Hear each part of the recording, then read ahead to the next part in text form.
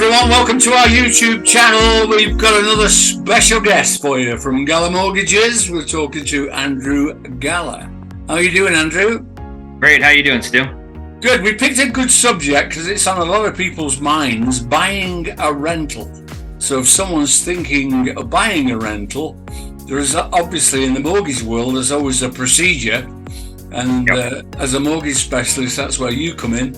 You're going to explain the procedure of buying a rental for us, buddy. Yeah, there's a lot of information online you can read, but there are some things that could trip you up. So one of the biggest first questions I get is, well, can I buy a rental with 5% down, 10% down, or even 15% down? And the answer is no.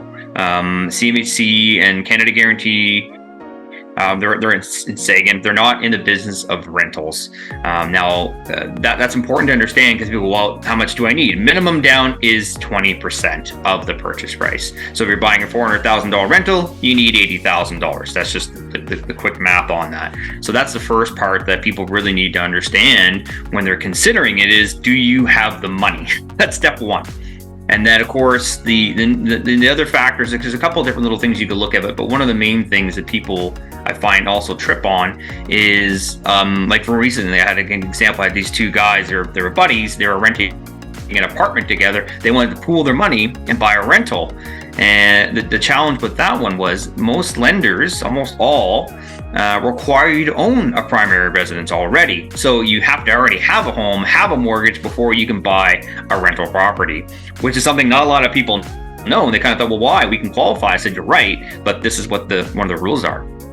And then, the other aspect that people need to take in consideration is that when you are purchasing one of these rental properties, when it comes to qualification, we use the full mortgage payment as it goes in your liability side, believe it or not, when it comes to your assets and looking at your ratios, which are very important because in a lot of cases, you need some significant income because if you say your mortgage payment is $2,000, we got to factor that payment in along with an insurance component and a utility component. So you do need a fair bit of income when it comes to purchasing a rental, because you need to obviously qualify by being able to carry two mortgages, despite the fact that yes, you will have rent coming in for the property that you're currently buying. And another aspect of things that we need to be conscious of, people go, well, we're gonna get $2-3 in rent.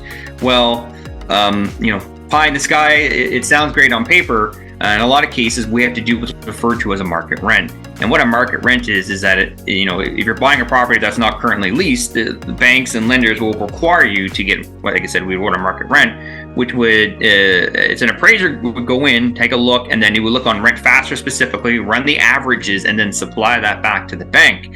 And in some cases, it tends to be more conservative than what you might actually get in the market, which can lead to people kind of going, well, why don't we qualify? We should be able to get $2,000 for this place. Well, the average is $1,500 a month in any given area. And that can be where you run into a problem when it comes to qualifying, because these market rents can, come in lower than probably what rent currently is. And they always, I suppose the lender will always err on the side of caution, 100%. Do you think you're going to get $2,000 for it? But really, they say, well, the average is $1,500. Yeah, and that's 100% it, right? And they also factor in a vacancy rate and utilities, and the minimum credit score typically can also be a little bit higher on some of these, because we want to make sure that they're getting people that are not only going to take care of their current liabilities, but also this new rental. And it's a lot of people have them. It's not unobtainable. It's just the case where for what I would say is that you require more due diligence up front. Not just of course, working with you, Stu, to pick a property that would be very marketable, but we also need to factor in, what are we going to get for rents? Can we do an up down, which is a whole other conversation. Those are obviously very, very attractive, but we got to make sure that the property itself is configured in a way that you're going to get at max rent, so we can use that towards getting you to qualify. Okay, well, that's good. Thanks, Andrew. That sort of explains it the best it is. We've obviously got some challenges with mortgages at the moment, or interest rates, I should say. But hopefully it'll all come out and it'll be all good. They go up, they go down. But we'll see what happens over the next couple of weeks, and we'll talk to you with another subject over the next couple of weeks. Thanks, Andrew. Awesome. Have a good week.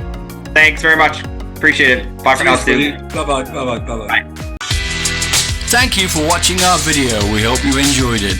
Please subscribe to be notified of new ones.